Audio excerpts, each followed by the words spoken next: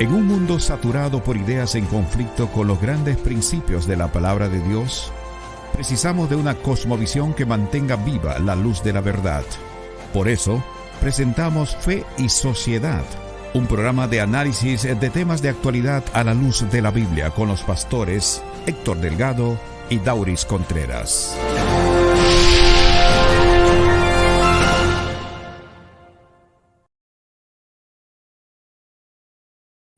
Bienvenidos amigos a esta nueva entrega de su programa Fe y Sociedad. Como siempre, un inmenso placer saludar a todos nuestros fieles oyentes de Radio Esperanza New York y también a todos aquellos amigos que nos siguen a través de las diferentes plataformas sociales.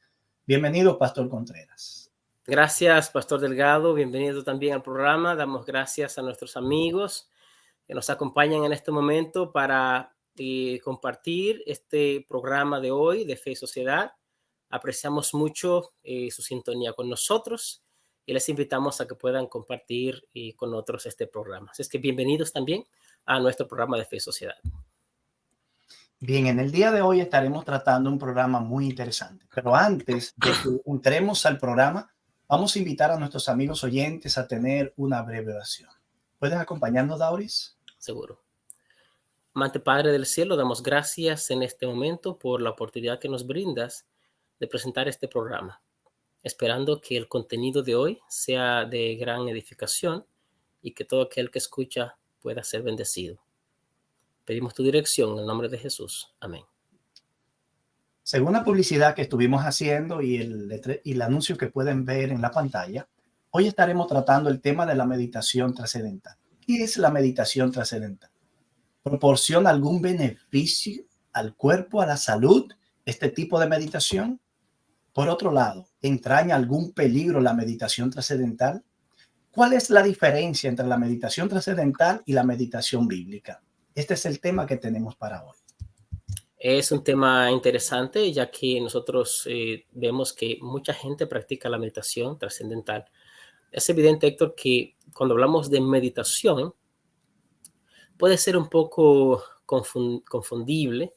Y cuando hablamos de meditación trascendental, nos estamos refiriendo a un movimiento per se que tiene ese nombre. Ahora bien, hay otros tipos de meditación que es practicada por las personas. Específicamente tiene su origen en las religiones orientales como el budismo y el hinduismo. Ahora bien, la meditación trascendental tiene un movimiento aparte y como tal, que tiene ese nombre. Fue creado por Maharishi Mahesh Yogi. Era un hindú. Él, por ahí, por las décadas de los 50, él creó este movimiento de meditación trascendental. Y separada del budismo. Él entrenó a muchas personas, miles de personas, para que estas personas que él entrenaba, pues, siguieran enseñando a muchas otras personas. De hecho, tú puedes tomar un curso de meditación trascendental y pagar un fee por ese curso con los maestros, el maestro que sea, que esté acreditado para ese tipo de meditación. ¿En qué consiste esa meditación trascendental? Bueno, consiste en una especie de repetición de una mantra verbalmente o en tu mente, y se hace durante 15 o 20 minutos, 2 veces al día. Y esto tiene el propósito, pues, de ayudarte a vivir tu día, a enfrentar los desafíos del día con una mente más calmada. Y este es el tipo de meditación trascendental. Hay algunas técnicas, y de hecho la misma meditación trascendental es una especie de técnica, es una técnica, Sí. como otras meditaciones. Cuando, por ejemplo, hablamos de las meditaciones hechas en el mundo de los budistas, también esa meditación tiene diferentes técnicas. Hay algunas de ellas que tienen que ver, por ejemplo, con la respiración consciente, en la cual tú te das cuenta del proceso de la respiración. Esa es una de las técnicas que tienen.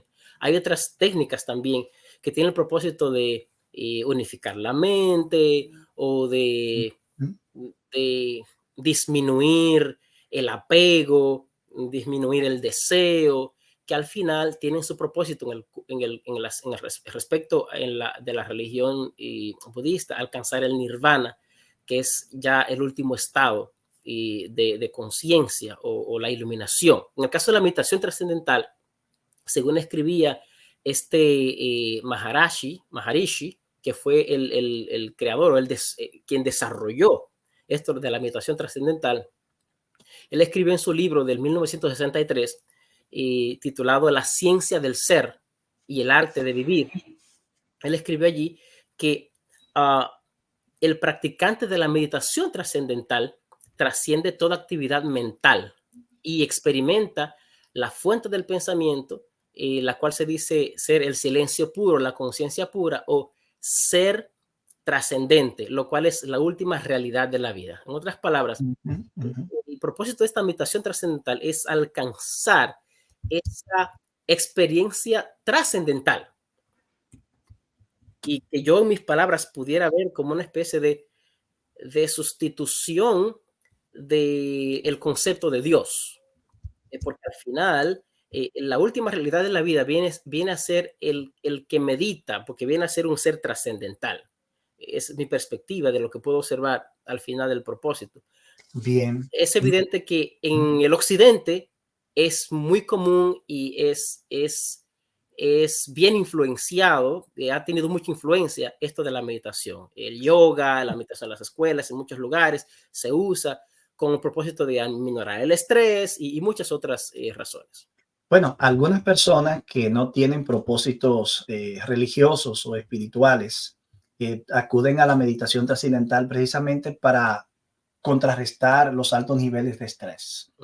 El hecho es que cuando una persona hace esto desconociendo las implicaciones que puede tener la meditación trascendental, puede verse confrontado con ciertas experiencias místicas que estaremos hablando un poquito más adelante. De hecho, la página web española Meditación Trascendental define esta disciplina de la siguiente manera: es la forma más pura, más simple y más eficaz de meditación que el mundo ha conocido.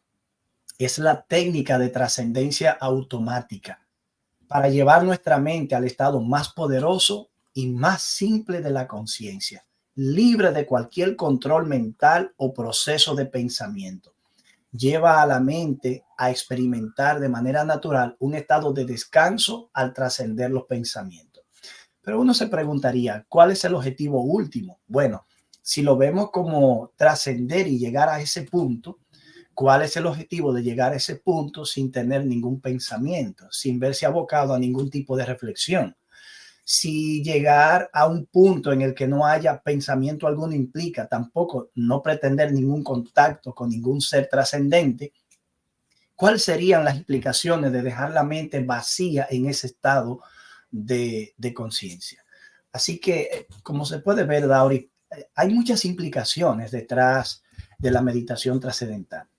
Estaremos mirando en unos minutos más adelante también algunos de los peligros que se tienen, o sea, que se puede correr al practicar la meditación trascendental. Yo creo, Héctor, que en muchos respectos esto de la práctica de la meditación trascendental puede ser una especie de alternativa para las personas, tal vez no encontrar paz, no encontrar tranquilidad, viven un desasosiego espiritual. Eso es una alternativa para tal vez encontrar eso. En nuestro mundo occidental, por ejemplo, en el cual domina el cristianismo, puede ser también una alternativa a esa religión, a la religión del cristianismo. Vamos a buscar la paz y la felicidad en cualquier otra cosa que no sea lo que estos cristianos promueven. Y pues se recurre a este tipo de meditación para pues alcanzar esa tranquilidad. En otros casos, pues simplemente se hace una combinación de este tipo de meditación junto con el cristianismo. Pero es evidente que se busca la paz interior, se busca cómo encontrar armonía con uno mismo y cómo librarse pues de las cosas que de alguna forma destruyen esa paz. De hecho, Dauri, sería oportuno quizás decir que no atribuimos como, por ejemplo, un plan macabro detrás de las intenciones que alguna persona pueda tener o algún movimiento filosófico.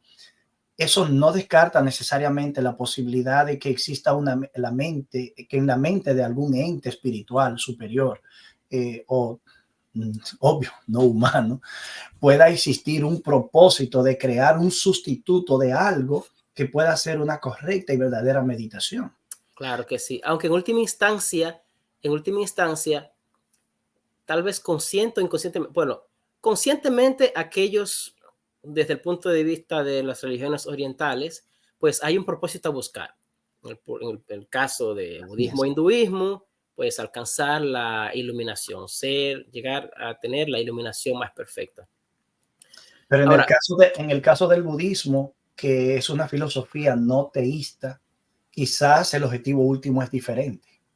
Es hacer contacto con la realidad última, que no necesariamente es el contacto con un ser trascendente. Yo sé, pero bueno, en el caso del budismo, pues, perfectamente, no hay un contacto con un ser trascendente. Lo que quiero decir es que, o sea, de forma consciente, el budismo sabe qué busca. Ahora, la meditación trascendental no necesariamente es religiosa en el sentido de que, digamos, muchos ateos pues también la practican.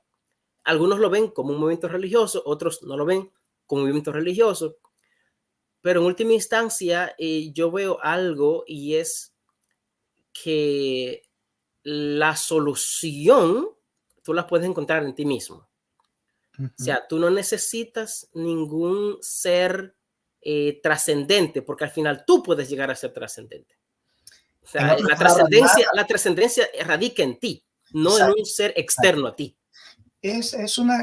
Diríamos que cae dentro de la categoría de pensamiento filosófico antropocéntrico, es decir, centrado en el ser humano, en la persona misma. Es como decir, yo no necesito creer en un ser trascendente, tampoco necesito la oración para comunicarme con ese supuesto ser. Si al fin y al cabo lo que tú entiendes que logras con la oración, yo lo puedo lograr a través de la meditación trascendental sin la creencia en un ser divino. Claro. Pero, Dauri, aquí es donde nosotros vemos peligro en esta práctica o en esta disciplina, por el hecho de que, ¿qué ocurre cuando yo dejo mi mente vacía? Cuando supuestamente yo logro a través de alguna disciplina o práctica en la que yo puedo dejar mi mente sin ningún contacto con nada. Si de pronto yo escuchara una voz, si de pronto yo tuviera un encuentro con un ser trascendente, puedo pasar de ateo a creyente, pero ¿con qué ser estoy haciendo contacto? Entonces, es aquí donde nosotros vemos peligro en la meditación trascendental. Claro. Para nosotros no podemos determinar eso hasta que uno experimente qué puede pasar si uno medita trascendentalmente. Habrá que preguntarle a los que practican la meditación trascendental para saber qué se siente. Pero es cierto, pues se corre desde nuestra perspectiva, que creemos que existen seres espirituales, pues se corre el riesgo de tener este tipo de encuentros con seres que sí existen y que uno se expone a eso. Más allá de eso, Dauri, tenemos los testimonios de personas que practicaron la meditación trascendental por tiempos, por muchos años. Personas que fueron como por ejemplo Will Barron, que lo vamos a mencionar más adelante. Vamos a leer algo que él dijo, que fue sacerdote de la Nueva Era por más de 6 años.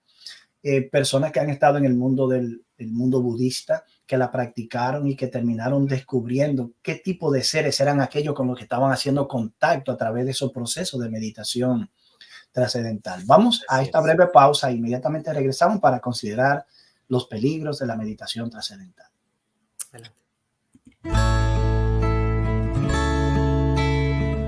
Por tanto, hermanos, tened paciencia hasta la venida del Señor. Mirad cómo el labrador espera el precioso fruto de la tierra, aguardando con paciencia hasta que reciba la lluvia temprana y tardía. Tened también vosotros paciencia y afirmad vuestros corazones, porque la venida del Señor se acerca. Santiago, capítulo 5, versículos 7 y 8.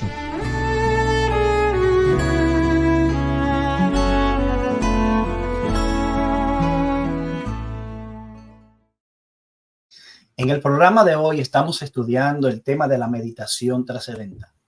hemos estado analizando cómo surge esta práctica, pero también hemos podido ver que es muy antigua. También hemos podido ver que no todo el mundo la practica de la misma manera. Es probable que hay personas que, como en el mundo hinduista, que creen en multiplicidad de deidades, que lo practiquen con un propósito. Pero también dentro del mundo budista se practica por igual, pero es una filosofía no teísta, es decir, no creen en alguna deidad trascendente. Pero también tenemos personas que son ateas practicando la meditación trascendental en procura de obtener beneficios, quizás fisiológicos en este caso, que le da la oportunidad de desestresarse, de tener mejor un estado de salud física o cierto tipo de tranquilidad, cuando al fin y al cabo tampoco creen en Dios. Sin embargo, Dauris, empezamos a señalar que creemos que hay ciertos peligros en la práctica de la meditación trascendental, porque si llevamos la mente a un punto en el que queda supuestamente desconectada de todo pensamiento, la mente en ese estado de vacuidad o de vacío puede ser objeto de cualquier ser trascendente que sí pueda existir, diríamos en un caso positivo para bien, pero realmente, como algunas experiencias que vamos a compartir a continuación, han sido objeto de contacto con seres que no tienen ninguna intención positiva. Por ejemplo, Kurt Hassel escribió un libro llamado El encanto de las supersticiones hace ya más de una década. Él advierte sobre los peligros de las prácticas ocultistas cuando éstas están unidas a la meditación trascendental.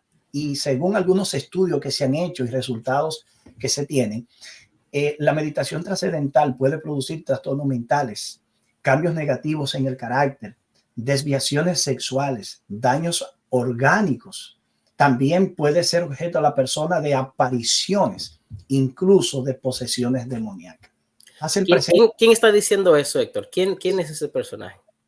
Kurt Hassel es un autor adventista y escribió un libro llamado El encanto de la superstición, carga y liberación. Fue publicado en el año 2001 y él analiza en varios capítulos muchísimos casos y testimonios de personas que terminaron teniendo problemas de diferentes naturalezas al practicar la meditación trascendental.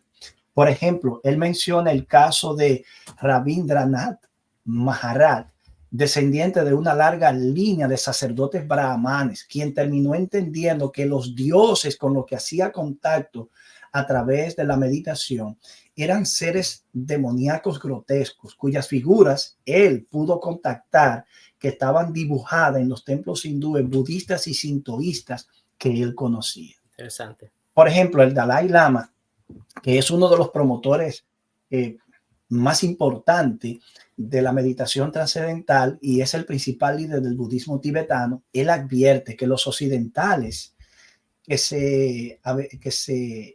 se inician en el tema de la meditación trascendental no deberían intentar practicarla con demasiada rapidez. Por ejemplo, la meditación a nivel más profundo. Ellos deberían, dice él, aprender más de cerca las tradiciones orientales y formarse un poco mejor de lo que pueden hacerlo, de lo que suelen hacerlo. En caso contrario, dice él, pueden aparecer dificultades físicas, incluso problemas mentales. Tal vez, Héctor, esa es la razón por la cual la meditación trascendental, en este caso la creada por el Maharishi Yogi, pues tiene maestros para enseñar esas cosas. Sí. Puede ser que esas sean algunas de las razones por las cuales tiene ese tipo de enseñanza organizada, certificada, porque a lo mejor se prevé ese tipo de peligros que puede existir.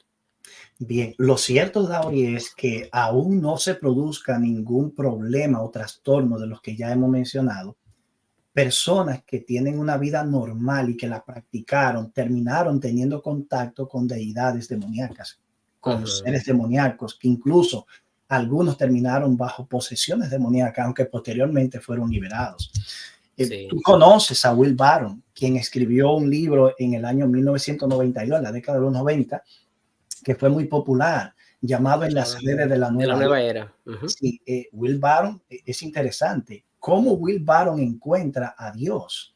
En la New York Public Library, que está aquí en el downtown, él entró un día y se encontró con un libro escrito por un periodista llamado René Norberger, que analizó el fenómeno de Elena de White, el fenómeno profético de Elena de White. Y con este libro, Will Barron, siendo un sacerdote de la nueva era, termina haciendo contacto con el mundo adventista y termina siendo cristiano. Él en ese libro precisamente habla de los riesgos que tiene el estado de conciencia alterado que se consigue a través de la meditación, aunque no siempre es así. Pero semejante estado no implica tampoco que la persona está ante un estado místico, es decir, no está en contacto con revelación o apariciones de nadie. Él concluye diciendo que él conoce a personas de la nueva era que nunca han tenido una experiencia mística practicando la meditación trascendental. Es decir, que lo que afecta a uno no es necesariamente lo que afecta a todos. La experiencia que tienen uno no es tampoco la que tienen todos, pero el hecho es que son casos que ocurren. Dice él que él ha llegado a la conclusión de que la meditación es típicamente un estado de relajación especial y no necesariamente un estado de conciencia radicalmente alterado. Ya, bueno, entonces, basado en eso, es evidente que no todos tienen la misma experiencia, pero como ya habíamos indicado, se corre el peligro de una experiencia espiritual tal vez no deseada, y más allá de lo que, como se dice en inglés, you get more than what you bargained for. Y siempre hay peligro en tú dejar tu mente vacía porque está a expensa de cualquier otra cosa. Y hay que tener cuidado con eso. Ahora bien, Héctor, una de las cosas que yo he notado también es que hay algunos cristianos que hablan de meditar, pero esta meditación de la cual hablan algunos cristianos se parece mucho a la meditación trascendental. Algunos, pues en la meditación, pues esperan que el espíritu le hable, y puede también haber algunos casos en los cuales supuestamente el espíritu le habla, pero cuando este espíritu supuesto le habla, hay muchas personas, muchos cristianos, que si el espíritu le dijo una cosa, no importa si eso que le dijo contradice la palabra de Dios o si está solamente de acuerdo con la forma y las presuposiciones interpretativas de las escrituras que tiene la persona. Hay peligro en eso. ¿Por qué? Porque se suplanta lo que un supuesto espíritu dijo con lo que la palabra de Dios ya ha establecido. Entonces, también hay que tener mucho cuidado con ese tipo de meditación. ¿Cuál es el tipo de meditación que la Biblia esboza, que la Biblia aprueba? ¿A qué se refiere la Biblia cuando dice meditar? En la meditación en la Biblia, cuando hablamos de los salmos, de meditar, David meditaba en la ley de Dios, en su ley medita día y de noche, Salmo 1 dice eso. Es una meditación que no está basada en tú vaciar tu mente, sino en la reflexión de proposiciones verbales reveladas por Dios que están escritas en la palabra. O sea, tú no meditas en el vacío, tú no estás vaciando la mente para que un espíritu venga y te hable, no, tú estás meditando o reflexionando en lo que Dios ya te ha revelado. O sea, no hay necesidad de vaciar tu mente para eso, sino concentrarte y meditar en esa palabra de Dios. Yo diría que en ese tenor, en esa línea, va la meditación bíblica. Diríamos que más que guardar silencio para escuchar la voz de Dios, es aplicar con intensidad el pensamiento y la reflexión al conocimiento y la consideración de la revelación bíblica. Perfecto, te salió perfecto, te salió como un libro. Sí. Bueno, Dauri, quizá ya que salió un libro, nadie sabe. Pero, ¿sabe, Dauri? La meditación bíblica entonces entraña lo que Dios ha hecho en el pasado, sus intervenciones, no solo en mi vida, sino en la historia de su pueblo. Claro que sí. Y cómo esos eventos del pasado deben ser recordados, meditados, para afianzar la fe en que no importa la situación en la que yo me encuentre ahora, el Dios que en el pasado obró está presente y obrará también, y eso garantiza una acción futura también. Claro, desde ese punto de vista, entonces, la meditación bíblica no es una meditación que se basa en nosotros como seres humanos, sino en Dios, en una relación con Dios, y esa relación marcada por la revelación misma de Dios. O sea, ya Dios ha revelado quién es Él, y al yo conocer a Dios, yo medito en esa revelación. Y en última instancia, yo no medito para yo alcanzar un estatus mental trascendente o trascendental.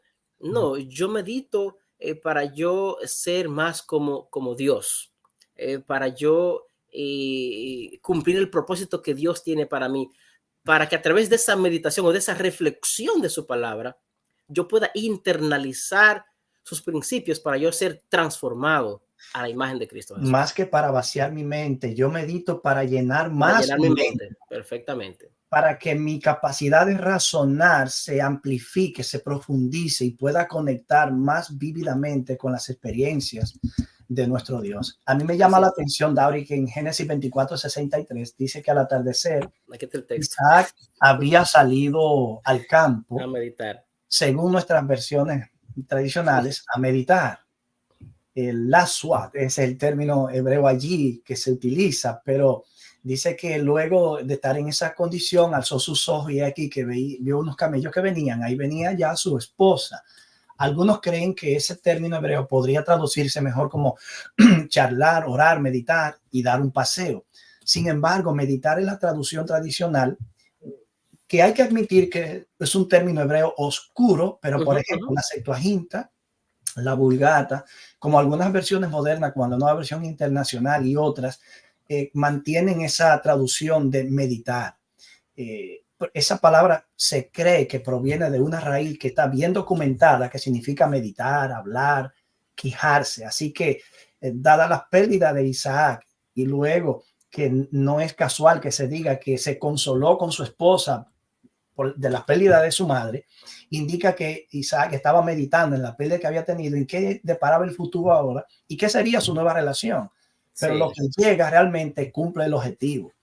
Así es. Y en el Salmo 63:8, el salmista dice: cuando en mi cama me acuerdo de ti, oye lo interesante aquí, medito en las vigilias de la noche. Así que la meditación bíblica no es un vacío mental, un vaciamiento mental, sino una saturación de eventos y hechos de actuaciones divinas que ahora yo estoy meditando y con los cuales estoy conectando y de los cuales estoy extrayendo experiencia y fuerza para mí. Al mismo tiempo, David no solo tuvo esa experiencia, sino que él nos anima a lo mismo. En Salmo 4:4, por ejemplo, él mismo dice lo siguiente: airaos y no pequéis. Eso parece a un texto de Pablo. Pablo está citando allí: airaos y no pequéis, meditad en vuestro corazón cuando estéis en vuestra cama. Y está aquí enlazando está colocando la meditación como una forma de evitar el pecado. Está colocando la meditación como una forma en la cual nosotros podemos permitir que Dios trabaje en nuestro corazón. Y dice: cuando estés en vuestra cama, cuando ya ha pasado el día, todas las cosas, los pensamientos que te han llegado a la mente durante todo el día, ahora tú te encuentras contigo mismo en la noche y haces una reflexión del día, de qué pasó en el día. Y a veces te acuestas con preocupación y tu mente no sabe qué hacer. Y hay un salmo, ¿verdad? Salmo 8, que dice: en paz me acostaré y así mismo dormiré, porque tú solamente me haces estar tranquilo. Así es. Ahora, en ese momento, en esa meditación que David dice, cuando estés así acostado, estés tranquilo, en vez de que tu mente comience a divagar en problemas, medita en el Señor. Así es. ¿Ok? Y eso te va a ayudar. A diferencia de una meditación que tú encuentras ayuda en ti mismo, esta meditación es una ayuda que tú encuentras en Dios. Si la única ayuda que tú encuentras, y estas son ya nuestras palabras finales, si la única ayuda que tú encuentras en la meditación trascendental es que te ayuda a desconectarte de la realidad, déjame decirte que eso no lleva a ningún lugar, porque no hay manera de evadir la realidad. No podemos vivir una vida de evasión, tenemos que vivir una vida de realidades confrontadas, realidades que se viven y experimentan con la ayuda de Dios. Y cuando se tornan difíciles, yo medito en lo que Dios ha hecho en el pasado, porque eso me dice a mí lo que puede hacer ahora y me da garantía hacia el futuro. Dauri, ¿qué le diríamos para finalizar a nuestros amigos? Porque le diré a nuestros amigos que seamos cuidadosos en cuanto a la meditación, y si vas a practicar alguna meditación, que sea una meditación basada en la revelación de Dios, porque en última instancia es Dios que le puede dar el sentido a tu vida y le puede dar la armonía y el significado de tu vida. Le dejo lo que dice el Salmo 97 y 99, verso 97 a 99 del Salmo 119. Dice: cuánto amo tu ley. Todo el día ella es mi meditación. He comprendido más que todos mis instructores, porque mis testimonios, tus testimonios, son mi meditación. Amén. Que la palabra de Dios y sus acciones históricas reveladas a favor tuyo y para ti, para tu bien, constituyan el foco de tu meditación. Amén. No tienes por qué acudir a un tipo de meditación que te pone en riesgo si puedes practicar una que te confronta con la realidad de ti mismo, con la realidad de un Dios que te ama y que es misericordioso y que quiere el bien para ti. Así. Que Dios te bendiga. Será hasta la próxima entrega. Dios te bendiga. Hasta la próxima entrega. Que Dios te bendiga.